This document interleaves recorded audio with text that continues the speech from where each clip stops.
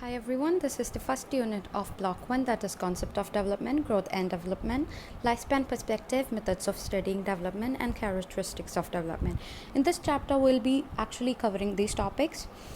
In this chapter, the first thing is introduction. In introduction, they haven't explained so much. It's basically about what we'll be learning in this chapter. So we'll start with concept of development. In concept of development, they are actually explaining what is development and some aspects of development. So development describes to the growth of human throughout the lifespan from conception to death. That is actually development is the growth of a person from the time when they are conceived in their mom's womb to their death. It's not just after the birth, but even before the birth, that is when they are conceived in their mother's womb. So it says that it refers to development as a pattern of change over time. That is, development definitely has a pattern of change during the time, like over the time. That is not just biological and physical aspect, but also in cognitive and social levels. That is when a person is growing, there doesn't only have changes which are biological and physical, like their size, their height, their weight, but also in their cognitive and social aspect, like how they think, how they perceive things, how are they getting the information, how are they perceiving it. Everything changes. It's not the same when a baby sees something and the way they perceive this thing about just that aspect won't be the same how an adult would be perceiving it. That's what they are just saying in it. So it says that scientific study of human development is actually to understand and explain how people and why people would be changing throughout their lives. So in this thing, the main other point we are learning is what is cognitive development. Actually, cognitive development is how a person actually perceives or thinks or gain information from their world or from around their environment with interaction or by learning and all. So there are many aspects or areas which comes under cognitive developments, like problem solving, moral understanding, conceptual understanding, language acquisition, social personality and emotional development, self-concept, identity formation. Everything comes under cognitive development, which we would be learning in later chapters detailed. So and this actually, what growth is something which we can see in their size, change in their size, like increase in a size is known as growth. But whereas development is not that. Development can be defined as a progression towards maturity. So that's what comes in the topic concept of development. The next topic is goal of development changes. So development changes has this main goal, which is to enable people to adapt to an environment in which they live. That is to make a person or the human to adjust to their environment. So they say there is one important thing which comes under this, that is self-actualization. Self-actualization is really important to achieve these changes, that is to adapt to their environment. What is self-actualization actually? Self-actualization is like when a person completely realizes their potential, one's potential. That is, realizations of one's potential is actually self-actualization. You can, if you want to know what is self-actualization more, you can just go through Maslow's hierarchy. Self-actualization is the top need of Maslow's hierarchy. Self-actualization plays an important role in mental health, a person's mental health. So there is this thing that when a person gets opportunity to express their interest and desires, they get satisfied. So the person who are getting these opportunities to express their interest, their desires and everything, they tend to have good personal and social adjustment, whereas comparing to the person who doesn't get these opportunities at all, like who lack these opportunities, results in being like frustrated and having like really negative attitude towards people and even maybe in their life. So even that has an effect on how a person's adjustment affects. The next topic is growth and development. In growth and development, this is what growth is referred to. Growth refers to the development of children from birth to adolescence.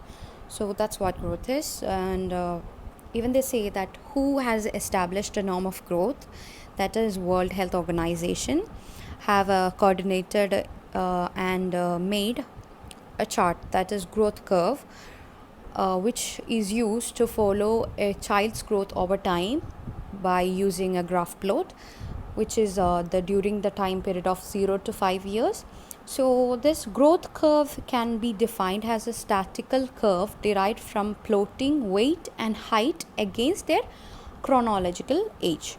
So this is used to compare a child's growth pattern with their average age of growth. That's it. So I'll show a diagram or the picture of this curve, so growth curve, so it would be easy to understand.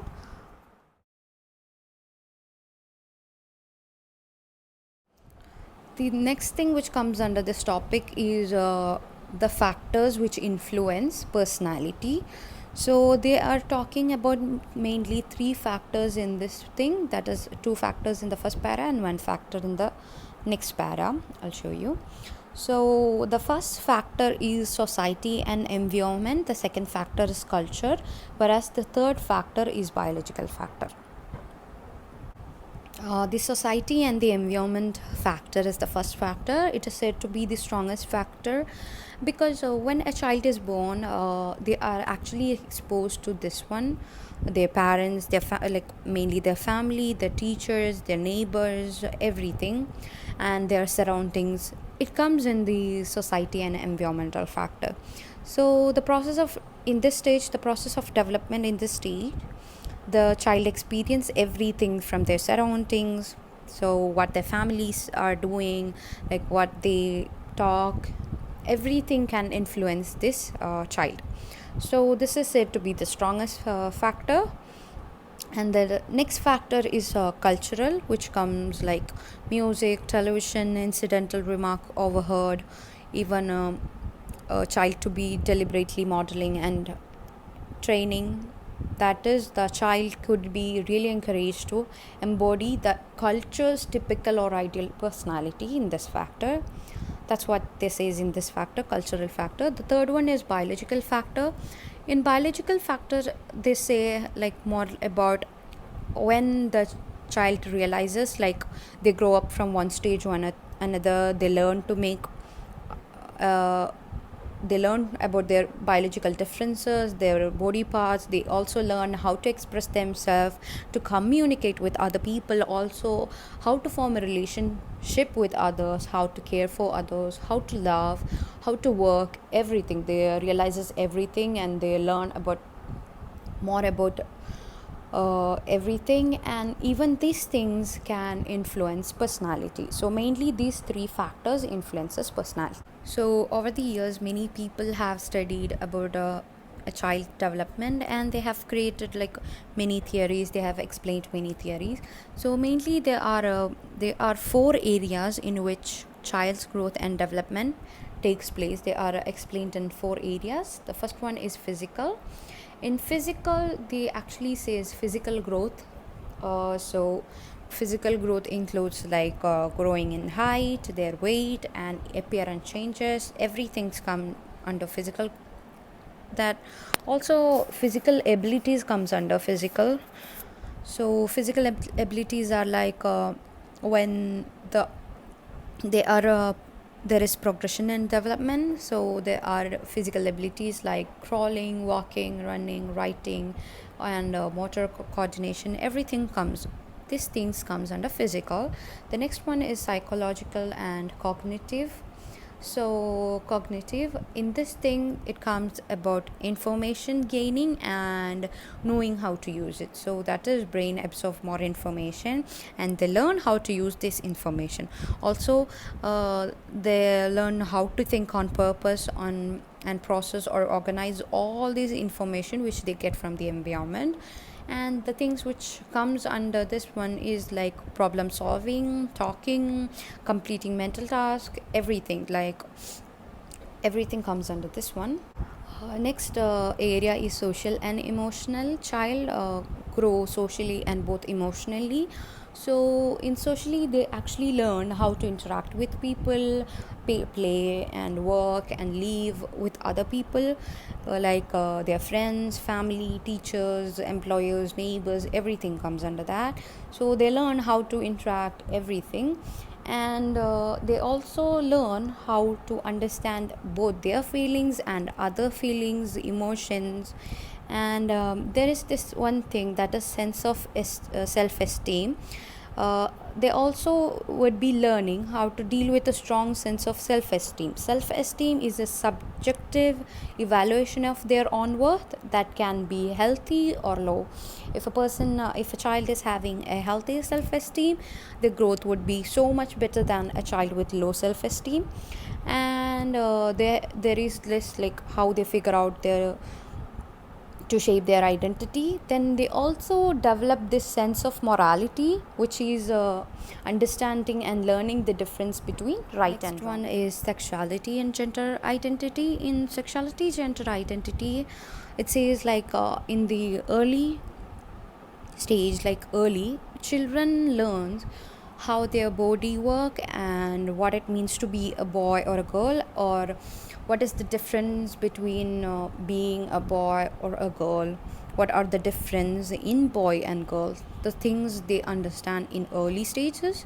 Like when they become adolescent or when they hit the puberty, they learn how their body works sexually and how to responsibly handle their sexuality.